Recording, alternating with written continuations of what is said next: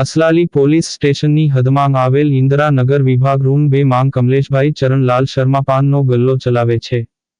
તેમને 25 દિવસ પહેલા ઇન્દિરાનગર વિભાગ નંબર 2 સરકારી સ્કૂલ પાસે હનુમાનજી મંદિર નજીક લાંભા, અમદાવાદ ખાતે પ્રોહિબિશનના હિસ્ટ્રી શીટર બુટલેગરો ચંપા અક્કુ જાદવ, પ્રકાશ ઉર્ફે દેડકી અને જીગર અક્કુ જાદવ દ્વારા જાહેરમાં ચલાવવામાં આવતો દેશી દારૂનો અડ્ડો બંધ કરાવવા અરજી કરી હતી.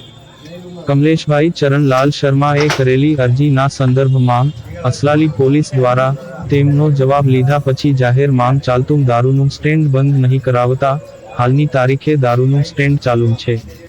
તે દારૂનું સ્ટેન્ડ બંધ કરાવવા અનુરોધ કરતા અરજી કરનાર કમલેશભાઈ ચરણલાલ શર્માએ જણાવ્યું હતું કે મારું નામ કમલેશ ચરણલાલ શર્મા છે.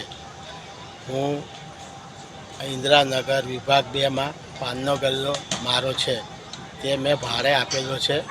તેમાં આ બુટલેગરો ચંપાબેન અક્કુભાઈ જાદવ, પ્રકાશભાઈ ઉર્ફે ડેડકી અને જીગર અક્કુ જાદવ આ લોકો દારૂનો ધંધો કર્યો છે. અને મેં આ અરજી 3/6/2024 આપી હતી. એને અનુસંધાનમાં જવાબ મારે પોલીસ સ્ટેશનથી જવાબ કમોડ ચોકીએ મને બોલાવ્યો હતો અધિકારી સાહેબે, અને એમને મને એવું કીધું કે ભાઈ આ તમે કર્યું છે. મેં કીધું હા સાહેબ, મને આ તકલીફ છે.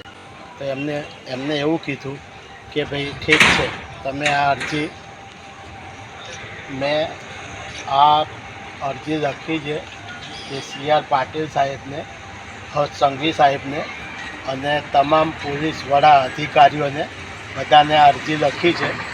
અને અરજીમાં જવાબમાં મને એવું કહેવામાં આવ્યું કે ભાઈ તમે અરજી કરી છે. મેં કીધું હા.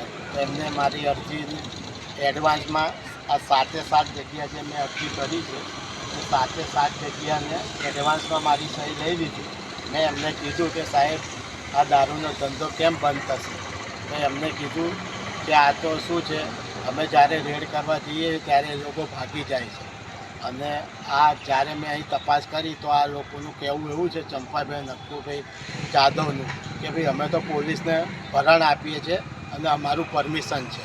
તો સાહેબ આ દારૂનું પરમિશન બી હોઈ શકે.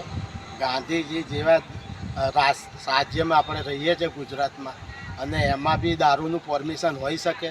એ મને જોઈને થોડું અચંત્ય લાગ્યું કે ભાઈ આવું બી હોઈ શકે.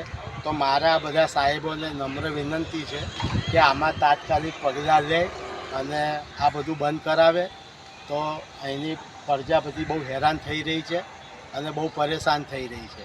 તમે જુઓ છોકરાનું ભણતર, દારૂ પીને ગમે ત્યાં લોકોના ઝઘડા, લોકો ઘરમાંથી વાસણો વેચીને આ લોકો જેમ ચલાવે છે, બરાબર ને, એમને બહુ તકલીફ પડે છે.